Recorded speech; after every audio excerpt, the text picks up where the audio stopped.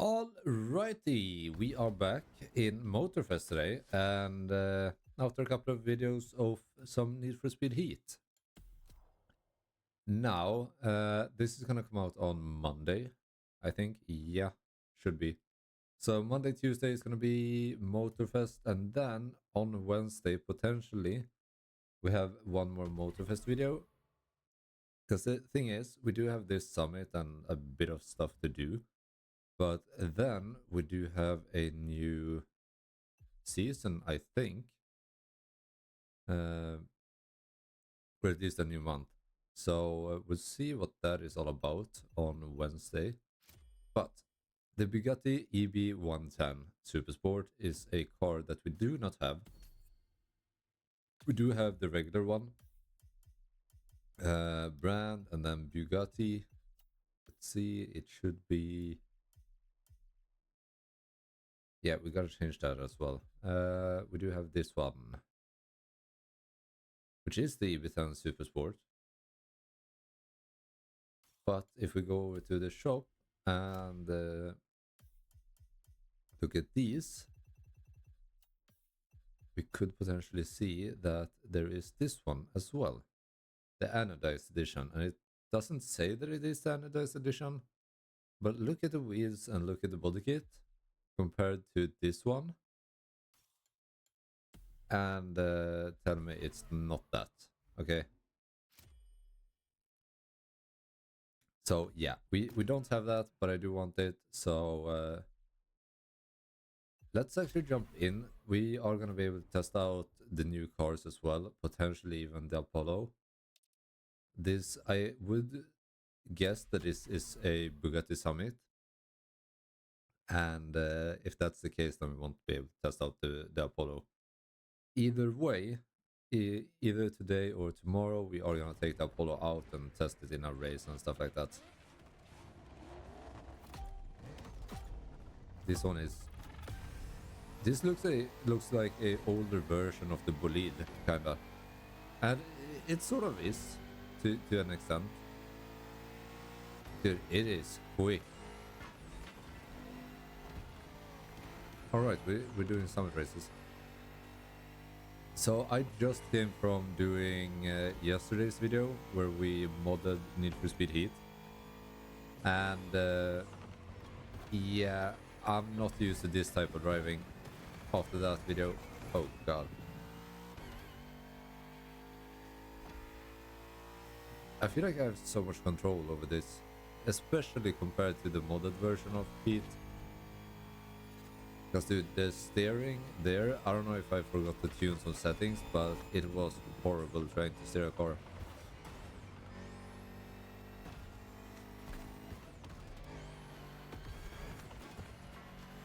But jumping from that game, of course the mods are good there, but jumping from that game over to this, I do appreciate the graphics and everything that came with this game. Granted, Need for Speed Heat is a lot older than this game, but still.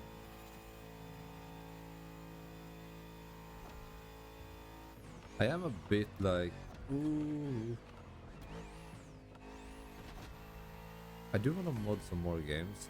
I've been trying to mod Cyberpunk again, because I do want to do another playthrough. The thing is, there is, I don't know if you guys remember, we did a couple of videos where I bought a couple of modded cars and stuff like that, and customized them and did a little review of them. But one issue that I run into now with that game is, if you mod it, there is a external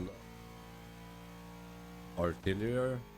I don't know how to pronounce that. Like, it's a vehicle shop basically, where you buy your cars from, and you do that in a browser extension on your PC in your house.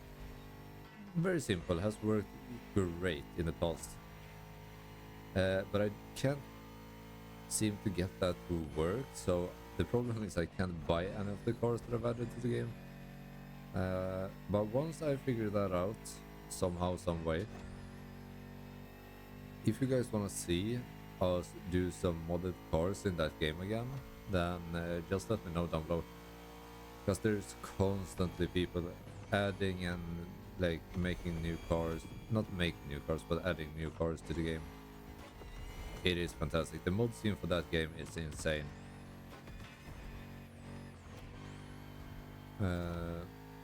But can we all just agree on all these very...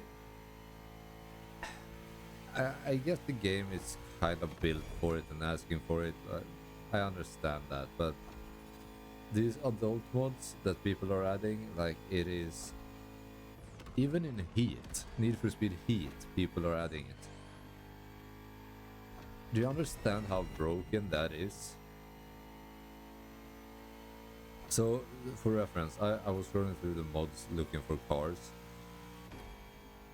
And I would just...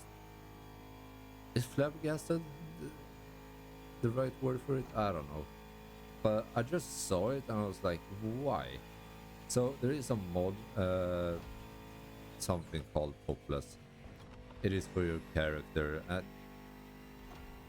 I don't know. It doesn't make sense to me. It doesn't make sense in my mind. I don't know if I'm getting too old for this. No idea. But it's Need for Speed Heat. That's what I'm saying. Like Cyberpunk, I can understand it. Like I can see why people would want it. But in Need for Speed Heat, I understand why this society is on the verge of collapse. I'm dumb. We are able to increase these points by quite a bit, I think. Now, granted, we don't necessarily need... Oh wait, it's this one. Okay. Can we do anything to this? I remember you are able to make this look kind of crazy. Okay, we have the wide fenders.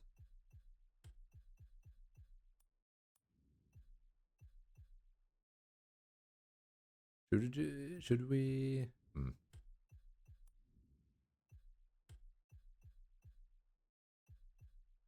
That makes it hella wide.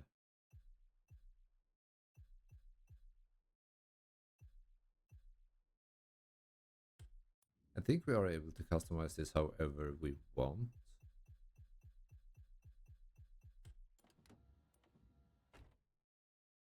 But I also do think it's kind of clean as it is.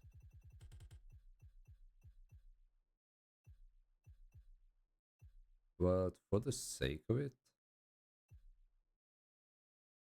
nah, let's keep it as it is, I guess.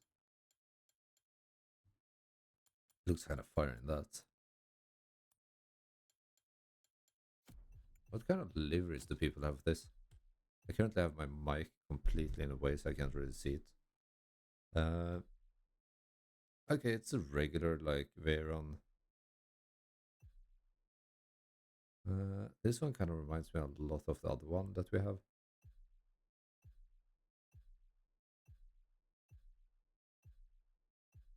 I don't think that this is gonna fit, but I do kind of want to try something that we did with the RS7. So switch this to white. I'm gonna want to change the rims to something like this.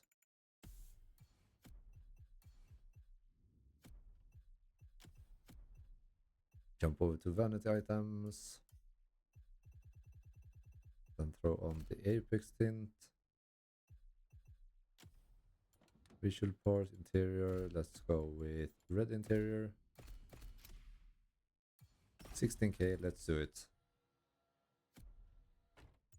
It becomes a completely different car. I forgot to change the ports on it.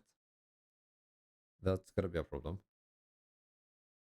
Might have to jump out and reapply parts.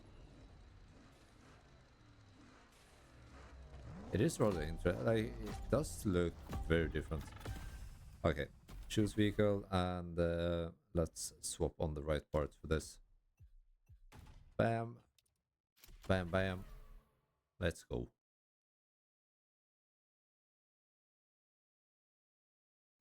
I do also need to check what the weather is gonna be. I don't know if I did update you guys on this. The S5 is currently down for the count. That car is gonna be standing for a while. I have ordered new high pressure fuel pumps that are gonna arrive hopefully next week. We'll have to wait and see. But I'll see if I potentially record some of that and make everything into a video. We'll see, I'm not entirely sure yet, because I am running into fuel issues still. I do have a couple of ideas before determining that the engine is kaput. That would be very sad news, but for the time being, let's hope that it's not that, because I do very, very strongly think that it is fuel related. And fun fact, I did swap back to the old fuel pump because I thought that the main line, or what is it called, the fuel line that like actually transports the fuel from the, what am I doing, from the fuel pressure pump, from the low pressure pump, the actual, I can't come to think of the word. The nozzle that goes into the pump, I thought that had snapped and it kind of lost pressure because of that. So I swapped back to the old one just to see if it made a difference. Car ran fine, not completely fine. The high pressure fuel pump problem still existed. But it ran quite fine for a day or two. For a day, pretty much. Then after a day, it completely wanted to die on me. So pretty much all the time now, it's misfiring. And not like... I have no idea. I'm not focused at all. But it wasn't like it's misfiring on, you know, a cylinder because a bad ignition coil or something like that. More so that you can tell that it's not pumping fuel correctly. How do we get 127 points for that? That was horrendous. But yeah, you can tell that it wasn't pumping correctly. And that's like...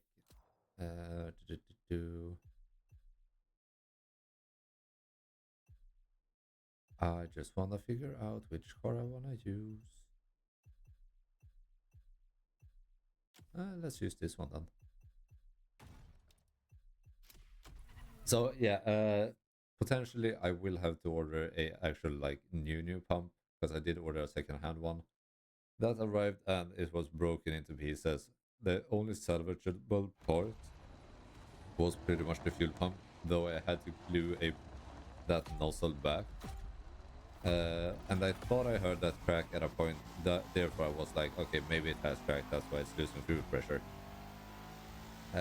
It does not seem like it actually had lost fuel pressure. I was just kind of anxious about what I thought I heard from it. So lesson learned on that. If it works, it works. Like, don't overthink it.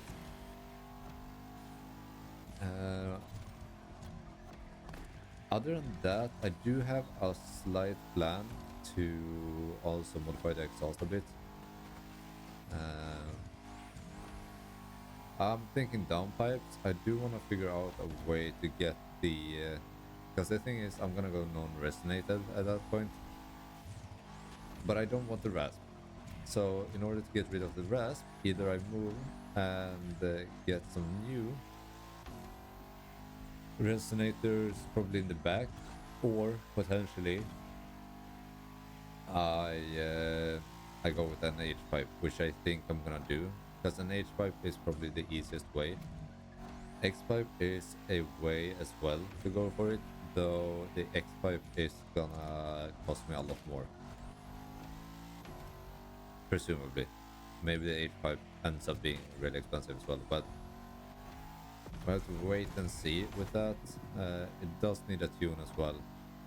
It is an NA engine, so a tune won't do much horsepower wise, and I'm not looking for that. Though the responsiveness from the gas pedal and everything like that, from a lot of other people that has the similar car, have told me like that it's definitely worth giving it a shot and like seeing how the car feels again. Because a lot of them have explained it like the car feels a lot more refreshed than new in terms of the response from it. Uh, and that is mainly what I'm looking for when it comes to that. So we'll see. It is not currently on the priority list, but it is something that I'm keeping in mind. Possibly do it after the winter even, because I did drive the car quite a lot last winter. It is a freaking fun car to have in the winter. And I mean, that's mainly, not mainly, but that's what the quattro system was made for, you know, snow and like everything like that. It's a hell of a lot of fun to drive. Though, one thing to note is all of the road salt that completely destroys the undercarriage of the car. I do live in Sweden. That's a very common issue. You want to get away from that mainly, so not that big of a deal. 100k for that, dude. We are running through this. With that said, we do have a couple left. See if we can punch through those in the next one. If you guys have enjoyed, leave a like and a comment down below. Subscribe, and I will see you guys tomorrow in another one. That's it.